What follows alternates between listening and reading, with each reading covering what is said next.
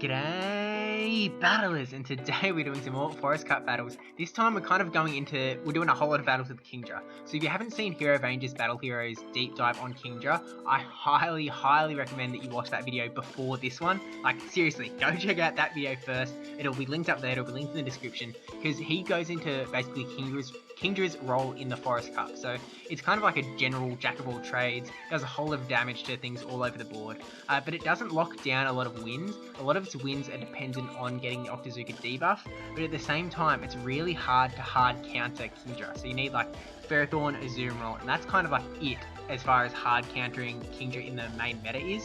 So you kind of need one of those guys to be countering the Kingdra, and a lot of your teams like kind of went to the fact that a lot of teams are kind of weak to that Kingdra. So that's kind of what we're basing this video on, what we're basing a lot of our battles on. Kingdra as like a try and go for the Octazooka, go for the gamble, see how things go out, because it is that 50-50 chance that you get a debuff with the Octazooka. So we did actually, we've missed that entire Kingdra lead matchup, but Kingdra was able to come out on top of the man team there in an even shield situation, and then in came Cradilly. Cradilly was able to farm up a little bit of energy on our Kingdra with some bullet seeds, and we didn't really have a good answer to Cradilly. We were not expecting it, and so because we brought in Sunny Castform because we didn't want to bring in Mantine. Sunny Castform is still going to be taking a lot of damage from the rock moves, so you might have seen that, or you would have seen that the Stone Edge came through, did a whole ton of damage. So now we've switched into Mantine, we've got Mantine up against Swampert, so we're just going to be going for the bubble beams, try and debuff, and hope that they thought that they needed to shield for some reason, which they really didn't have to, so yeah, no reason to. But we decided to not shield here, and so when you're in a Mantine matchup, you kind of have to decide, am I going to need to burn a shield later on in this matchup? Because if you are going to have to burn a shield, then it's better that you burn it sooner rather than later, because the later charge moves are going to be Bubble Beam debuffed. So you kind of want to shield that higher damage move rather than like this weakened Hydro Cannon, which we just showed exactly what you were not supposed to do, and a mistake that I definitely made there. And now Cradilly came in. We tried to switch out into Sunny Castform, but we were not quick enough hitting the switch buttons. And so yeah, this game is GG's. Maybe if we switched successfully and caught the charge move, maybe we could have come out with something, but as is, it's a hard GG there. Now we have Kingdra up against Cradilly. So Battle Hero mentioned in his video that Cradilly is a win for Kingdra, which wasn't a big deal in his opinion, but you know, it's here, right here, Kingdra versus Cradilly. But Kingdra beats Cradilly in the one shield matchup without any sort of Octazooka debuff. So we've burnt one shield there.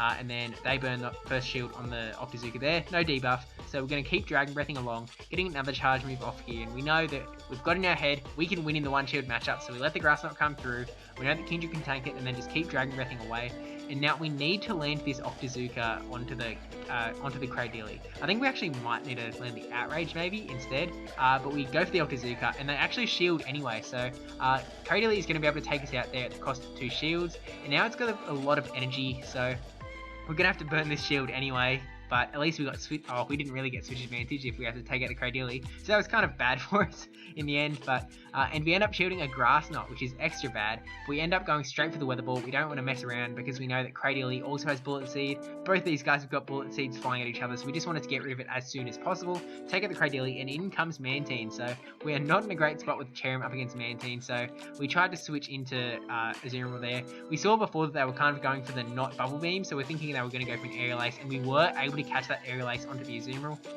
I'm not sure if they don't have Bubble Beam, or like maybe they're running an Ice Beam Aerial Ace moveset, but yeah, gonna go straight for this Play Rough. Definitely a good thing to have Play Rough in this cup for these exact matchups, and then switching out to Galvantula. So where the switch time is not down, so we're gonna have to stay in with the Azumarill. We're gonna get presumably hit by a discharge here, but it's not a discharge, it is cross poison, which actually lets us get off this Play Rough, which is kind of lucky because we overtapped and got another bubble off. So we're kind of like, oh no, don't tell me we're not going to get the Play Rough off of it because of that. But Play Rough goes through and does so much damage.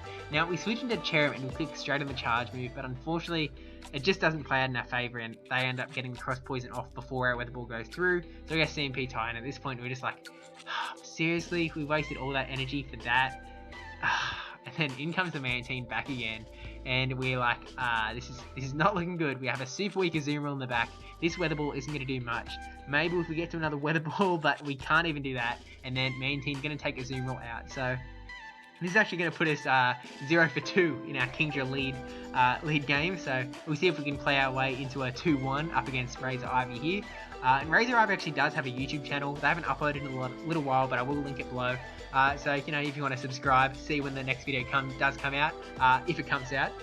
But Kingdra up against Blaziken is a really good matchup for Kingdra. Dragon Breath does so much damage, and Blaziken is so squishy that it just tanks through, shield up a Blaze Kick, and we will be able to Dragon Breath all the way down there.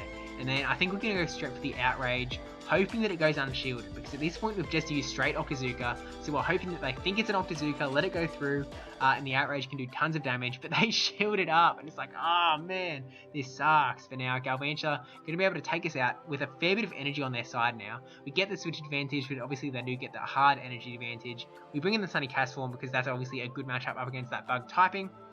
Eating a cross poison, so we can definitely eat those, and presumably another one coming through, so again, we can tank it, and then we will be able to get to another Weather Ball. We're kind of thinking that maybe they'll switch out, so we farmed up like an extra Ember just in case. We're like, oh, guess they're staying in, throw the Weather Ball, and they do let it go through, so in the back they have Cradily, so we're going to go for one Weather Ball just because we know that at least it's going to do something. Like, we know it doesn't do tons of damage, but it's good to chip down that damage from Cradily, down the health I mean, and they actually go for the charge move, so I guess they were trying to get that off before our Weather Ball came through, but lucky for us we were able to get that damage off, and they burnt their energy, so definitely a good situation for us. And we have Sunny Cherrim in the back, so Sunny Cherrim with the Weather Balls, they're going to just keep stacking up that like little adding up the tiny bits of fire damage, burn that last shield, and then go for another Weather Ball, which are able to get off before their charge move comes through. So I'm not sure if they were like charging up to go for like a double or just to bait out the Stone Edge, but they're hanging on with a sliver of health. We're going to burn a shield here. We don't think that they're going to have enough for 2 Stone Edges, so even if we shield up a Grass Knot, it's kind of thinking that maybe they wouldn't be able to get it off anyway, but we were able to take that out there, so GG's Razor Ivy. And now moving on to opponent numero 2 of the video, 007 Genius. And so again, we're going to be going for the Kingdra in the lead, see how we go once this game starts up.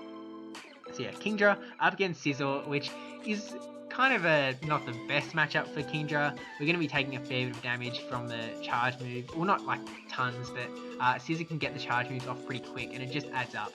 Gets the Night Slash off, and gets the attack buff, and it's like, oh dear, this match is a lost cause now. We switch into Sunny Cherrim, hoping to like just eat something that isn't going to damage. I didn't really know what I was thinking. I was like, I'm not in a good situation here. I was not prepared for Scizor.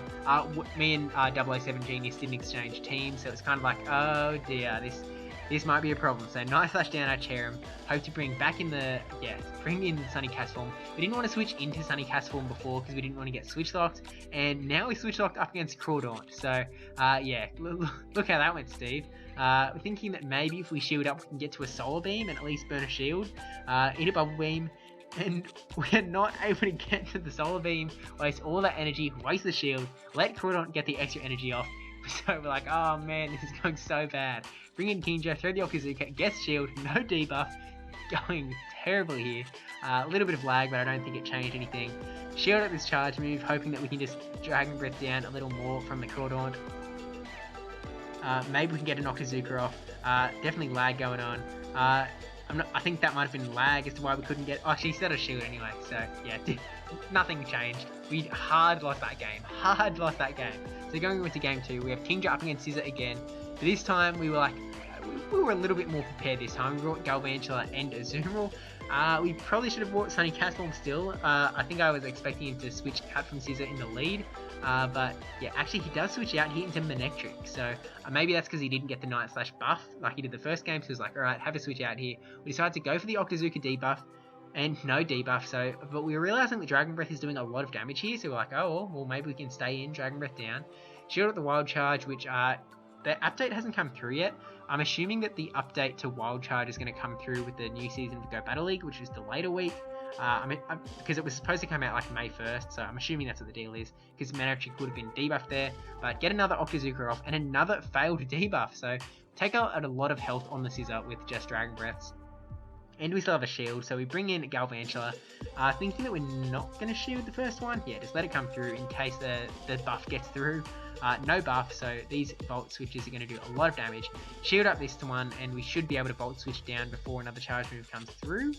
So actually switching out into Crawdaunt, so we were definitely slow and clicking the charge move there, but we finally get the discharge off, which will take out the Crawdaunt. Down it goes, and then however we get one more Volt Switch onto the Scizor, in comes the Azumarill, who is not going to go down to any of Scizor's charge moves, and that is GG's there. So at the moment we're looking 2-3 with the Kingdra lead, so let's see if we can even the scales, go for the 3-3. Kingdra up against Scolipede, and actually if you didn't see my video on Scolipede in the Forest Cup, definitely click up there to watch that too, because Scolipede is definitely, it might show up on my final team. I kind of like it a lot, but it's just whether it fits onto my team. It's a really good generalist. We end up shielding up the next Scizor there, which we definitely didn't have to do. Go for the Octazooka, hope to get the debuff. Fingers crossed, 50-50, and they switch out. So I feel like they didn't get the debuff, but we switch into Blaziken into the Ampharos here, which is definitely doing a lot of damage too. Shield up the charge move here, and then we're hoping that we're going to be able to counter down before another charge move comes through. Not sure if that's going to be the case. So we go, oh well, we'll just go for the Blaze Kick. Worst case, we take out a shield. Kind of hedge our bets. Do take a shield, so they've got no more shields. Actually, there's no more shields on the board, and we are one counter short of taking out the Ampharos. So if we didn't go for the Blaze Kick, then we probably could have taken out the Ampharos. And they're actually going for the Focus Blast. I'm not sure if they don't have Thunder Punch, or if they just wanted to make sure, like really sure, they took out the matchup. But we bring in Kingdra to the Cherrim, go for the Octazooka. Surely we get the debuff this time, right? Like surely debuff.